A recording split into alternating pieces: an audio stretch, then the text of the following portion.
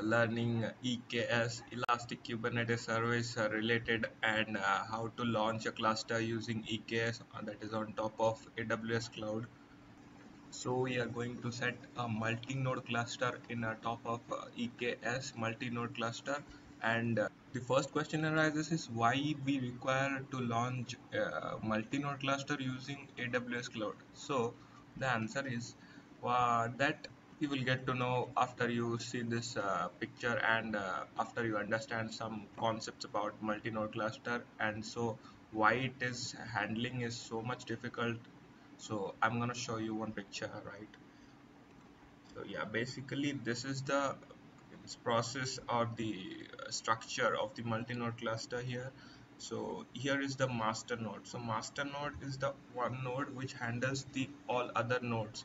Means this is the master node. These are they are known as the worker nodes or the slave nodes, which will do our requested work. Means the desire of the client. So in the master node, we have to configure a lot of things. You can see as the controller manager. So here Kubernetes controller manager is there, and you can see here it continuously runs on the master node and checks that each node working fine or not, and if it not launches it and on the required node and time, means it will continuously absorb these slave nodes and tell that if any one node goes off, it will auto launch it or relaunch it. Now come to the Kubernetes scheduler part. So scheduler part means here it will decide where to which slave to request the send as a load balance.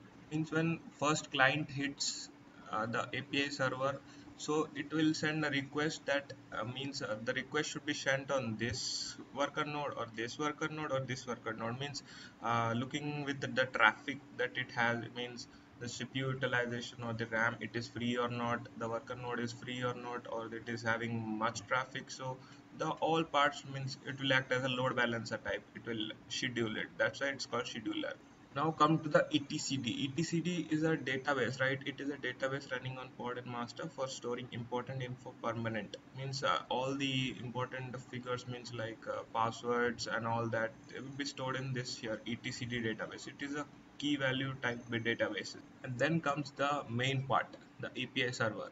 The client will access the master node only through a program, right? That is known as API server. Client access to the master node through the API server only, and this API server will tell the scheduler that take my request and do launch to the Kubernetes worker nodes and use the resources for further request serving. So now master node and or the scheduler will contact to worker nodes not directly. It's something different. So scheduler will contact to worker nodes through a program known as kubelet, right? Kubelet will be also there in the master nodes. So kubelet is a program which will connect the master node with the worker node to further process the request. So guys, you can see here many configurations are to be done, and in a real time, if we have worked with a multi-node cluster and creating it in a real time way, it will be a very difficult way to manage them. So we will be using AWS cloud service, that is EKS, Elastic Kubernetes Service. So in EKS, what they will do, all the master node is their responsibility. All the things that I showed you here, these all things will be managed and done exactly by the Kubernetes and this kubelet. All things will done by Kubernetes and the AWS. Here in EKS, you just have to tell the simply the worker nodes you want, and means that number of worker nodes and the node groups and the type of instances you want, that is T2 micro or T2 small or T2 extra large, according to your choices you can. And you can see this Elastic Kubernetes service. It is a fully managed. Means fully managed means all, the AWS cloud service people, they will manage your all thing. Means they will copy your whole nodes to the all the particular availability zones. Like in India, we have 3 availability zones. They will copy everywhere. Means to overcome the disaster tolerance. Means every in any disaster comes, if your node goes down or your availability zone goes down, your data will be secured, right? can go through here the official page and have a read for this elastic load, and it uses a type load balancer for load balancing it, and with contact to ELB, elastic load balancer, internally. So now to create a cluster, you can go to here cluster and create cluster, and here you can give, and here you can see Kubernetes 1.16. So this means the EKS supports the Kubernetes version 1.16 because it's one of the stable versions. So they will not use 1.414, and they have given, but it will not use it. Error will be shown. So it is your default. So in WebUI you can't customize things in many way, but in CLI mode you can do many way. So I'm gonna show you CLI way. So before you enter, you have to be means AWS CLI. You have to download and install it in your computer, and also Kubernetes Minikube or kubectl command. You have to install it, and all the things will be there in your description box below. So go there and check it out. So you also have to check that you have successfully entered the configuration part, that is AWS configure, else your nothing will work. You have to give your access key ID, secret key access ID, default name, and that's it. If this is correct only, then only you will go to do any proceed. So here I will show you, see, AWS EKS help is the best option to see the means particular options. We don't have to remember commands, so you will go to help. Yeah, you can see here. uh, for creating a cluster you need create cluster command. For listing clusters, for particular time I will show you list clusters. You can see here I type this and EKS list clusters, as we have no clusters here, right? We have no clusters here. See, no clusters, so they will show no clusters. So for creating a cluster, you saw in help that command is create cluster.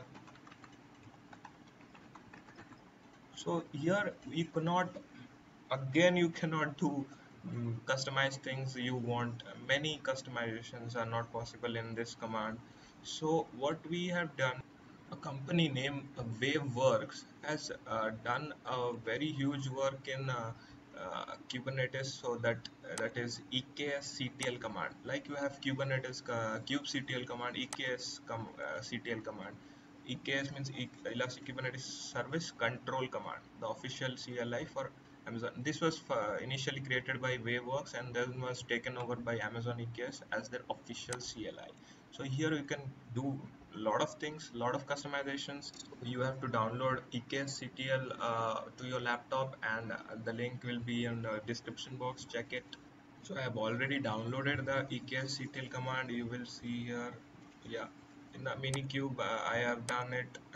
I have done it EKSCTL, and you can see my downloads also. Here, this one I will give you in the description, and that one is that. After that, you have to set your environment path variables to show that this you have to do environment variable setting. You can go to edit environment variables.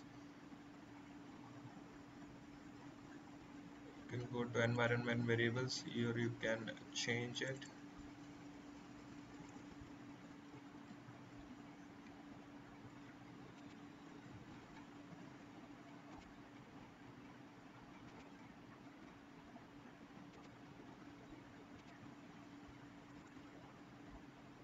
Yeah, you can see here Kubernetes Minikube. I have set the path.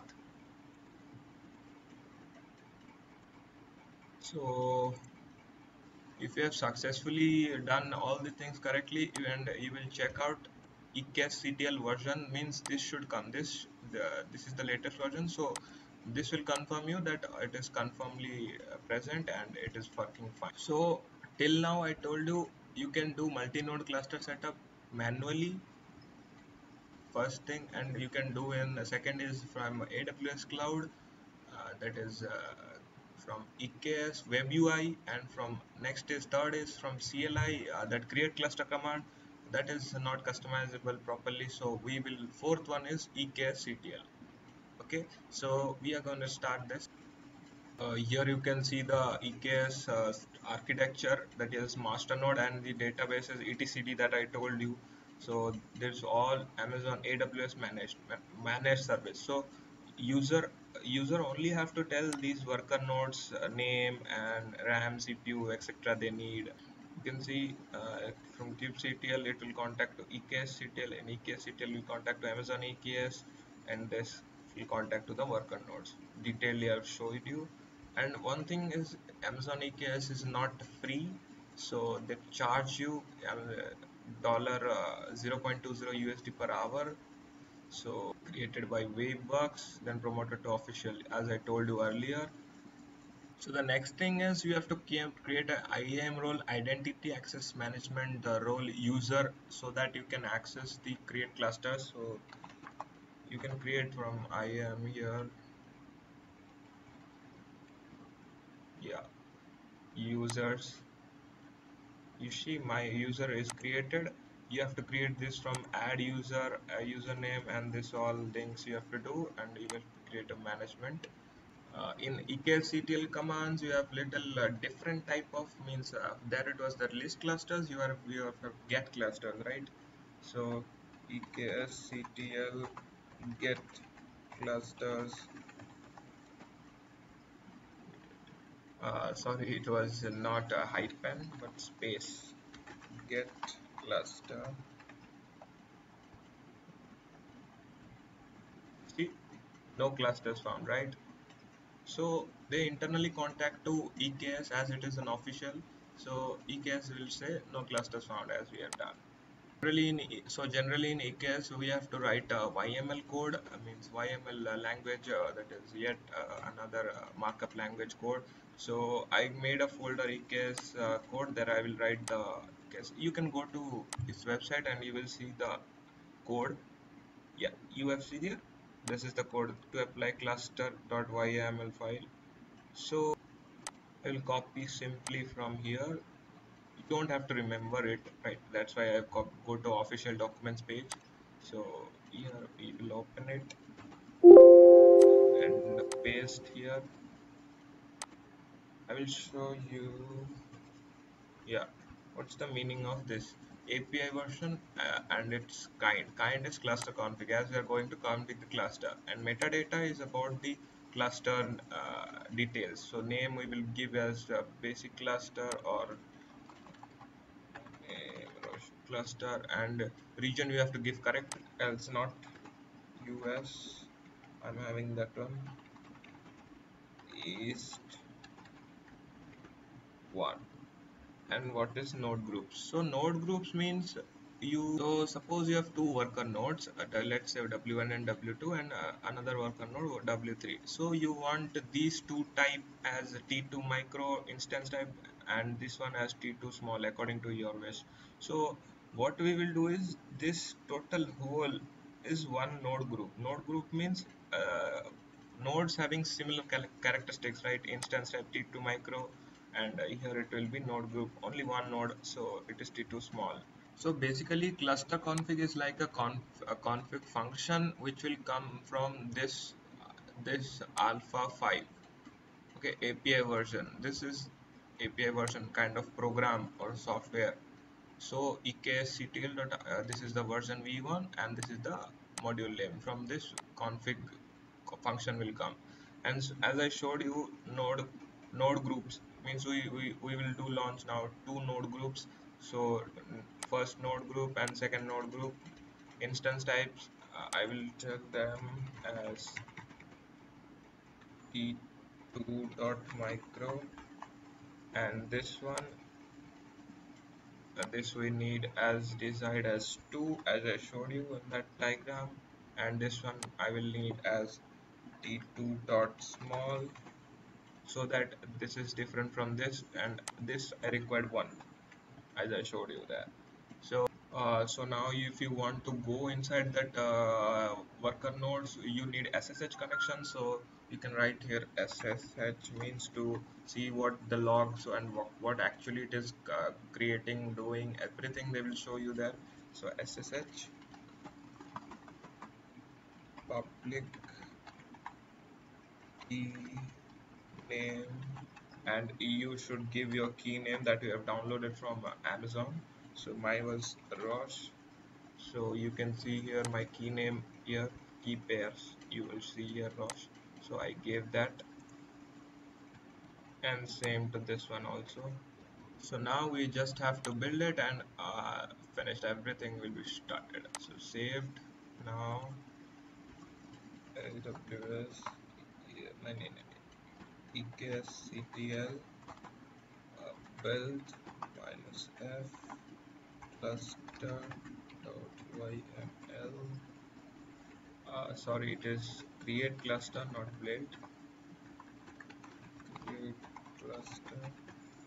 So now as soon as I hit, they will start, and they will take around 15-20 minutes to completely launch it, because they all will manage the things I showed you, first configure them and all that. So enter. You can see if it is successfully, no error. Yeah, you can see here, actually I've made some changes, that is why I forgot AP Southern. This is my Mumbai region only. So I forgot that US East I mistakenly did it. So I've changed here a little bit, and you can see now after EKSTL create cluster, they have started successfully setting availability zones. I told you they will set to South 1A, 1B, 1C, three availability zones they will set, subnets and all that they will create. You can see, and it will take 15-20 minutes. So after a little time, when I will refresh this page, you will see three nodes coming at a time. Now they are not, because they have started creating. So after 15-20 minutes, they will launch and show you. You can see here two node groups, NG1 and NG2 they created, and the main part is cloud formation. Actually, the EKSCTL goes to cloud formation, and cloud formation all works it will do and go to EKS, and then it will do the following things. It is a stack, right? Cloud formation stack, CloudWatch logging in, and all that. And one important thing for Amazon EKS, they will use the default AMI ID. So this is the default AMI ID, Amazon Linux 2. This there you can change, but this is the default Amazon AMI ID for letting me know we are doing this. From command line, I will show you kubectl get nodes. Now it will not show as we have, yeah, no configuration. You have to start Minikube. So after that, it kubectl will work. Starting Minikube. Yeah, that kubectl get nodes. Minikube, that this is the default node ready, because the master, they have started creating the master node. It's very powerful. You can see here building and deploying, and that's why we can see here the Minikube master node. And also I will show you Amazon, and let's see here. Yeah, Roshan cluster they launched. You can see here creating, refresh, and they're creating the worker nodes. You can see here, guys, my node groups all are ready now after 15 minutes, right? And here EKS Glad cluster, they will show you Roshan cluster active, and here also if I go to clusters, it will show you, yeah, this is active, right? So now if you want to check whether a cluster is running perfectly fine, you have to write kubectl cluster info, so that they will show you Kubernetes master is running at this one, and if you will kubedenius is running at this one, and this is the success message. You can see here my three instances launched that I wrote there with the node groups 1 and 2. You can check it out here. This is T2 small, and this was my node group 2, and this was T2 micro, T2 micro, and this is these two are from node group 1. Okay, so guys, here the main thing comes it, you have to update your kubeconfig file, so that they will change your from the default cluster Minikube that I already showed you to your new cluster, that was my Roshan cluster. So the command is aws EKS update kubeconfig --name, and now you can see here kubectl get nodes. 3 nodes are running, right? The before one they were not showing because I was in default. So now they are showing 3, and here also we are having 3 nodes. You can see here 1 2 3. So now this is the kubectl cluster info. This kubectl master is running it. You can see here ap south1 EKS. I told you they will internally contact to EKS. EKSCTL will contact to Amazon AWS, and the core DNS is running at this. And if I describe this node IP1, so they will show you all things: internal IP, external IP, and Linux OS image, right? So an important part is now you kubectl get namespace. Namespace means actually they provide a pod, and namespace is type of a room. They will give you a room, and inside that a pod, and pod is again is a safety one, and that the containers will be launched. So we will create our own namespace, so that we'll check now that the pods are running at this and this. So if you will go there, and you will see get pods, they are running a default namespace. So to create one, we will go and create one. Okay, kubectl create namespace my DOS. They created, and to go inside the kubectl means your namespace. So now to go inside kubectl config set context current namespace is your namespace created. Enter. You can see now context, this was modified. Now if you go and run kubectl get pods,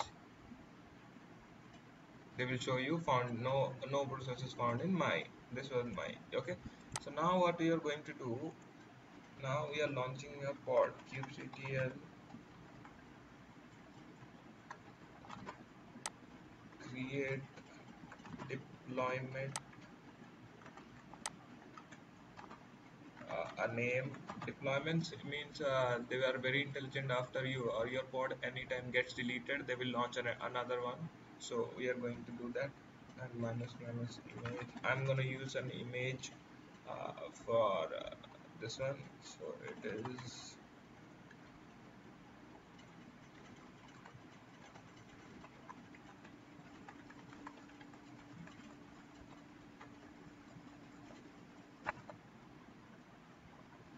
you can see it is actually deployment, not deployments. S is not there, so they created for us. Now if you go and see get pods, you see one is running, and it will show you. And if we want to see a little bit more that which node it is running, minus o wide, you can see here. It's a very interesting thing, right? So the node they are using is my cloud node. Okay, so now this is the benefit. Yeah, they launched it on my cloud node. Okay, now we will check that the reality of load balancer, that how these are working, because now one is there, so it will go to first node only, and the scheduler will decide. So what now I'm now doing is kubectl scale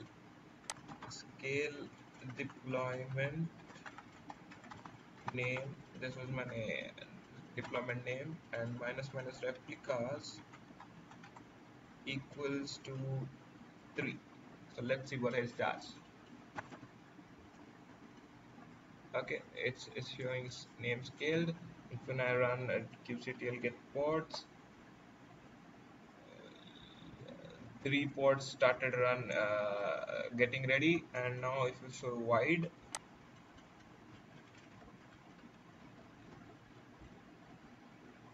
you can see that,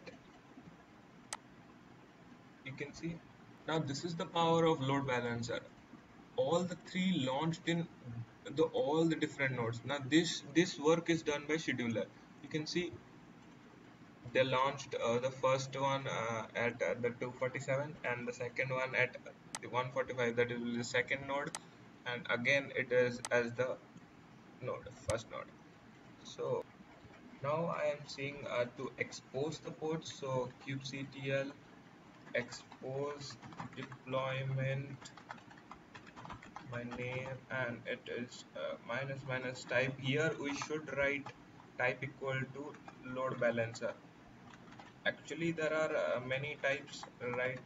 One of them is cluster IP, node port, and third one is load balancer. Cluster IP is for only for means the trafficking, means they will not give you an expose type. So node port will giving you expose plus the trafficking. So load balancer will give you uh, three things, that is means the trafficking and the exposing to the public, and the last one is you can join it to a PVC, persistent volume claim, to for a better storage. So that's the difference between node port and a load balancer type. So minus minus type and minus minus port, as I will be using HTTP port, so it will be 80. Yeah, exposed. So now get ports. You can see here my name, deployments type load balancer, cluster IP is this one, and the external IP, they have given me the random port number with 80. Okay, so now if you go to this IP or address, you see, yeah, successfully launched my website. So this was the image that I took. So they will show the IP address, that is 250. Again, see, they've changed 188. Means this is called load balancing. Again, if I will change, it's again 53. It's 53 now. Actually, keep on cache so that means the best part is you can go inside this container and do copy your code, that is from GitHub or any way, and put it to HTML so that it will reflect you in your web page. So execute minus it this name, and it will give my bash shell. Yeah, you can see here root, and if you go now to cd slash var slash www html will see index.php automatic created, you can see here. And now if you want to change it, so vi index.php, yeah, you can change it, right? You can put your code here.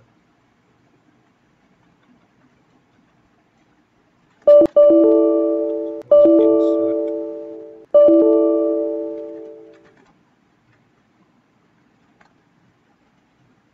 Russian web server.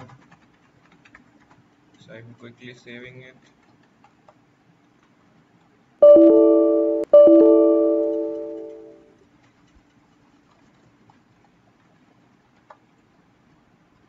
And I am going now exit.